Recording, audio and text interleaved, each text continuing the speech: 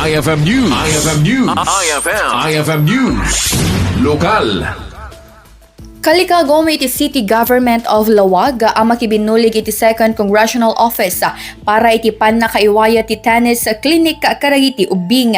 Dahito iti inbatan ni Laoag City Mayor James Brian Alcida kabayatan ti opening iti AMB Tennis Clinic for Little Ones dito syudad ti Laoag. Segun ko ni Alcida, nasaya at numarugyanan dagiti ubing nga masursuruan iti sports tapno may sagana dagitoy iti dakdakkel at torneo kas kung may ti Laoag City Meet, Regional Athletic Association Meet kanda dumapay. Iti daytoy, silulukata iti opisina ni Congressman Angelo Marcos Barba, seknana iti plano ti mayor tapno mapalawa pa iti sports karonaan na iti tennis.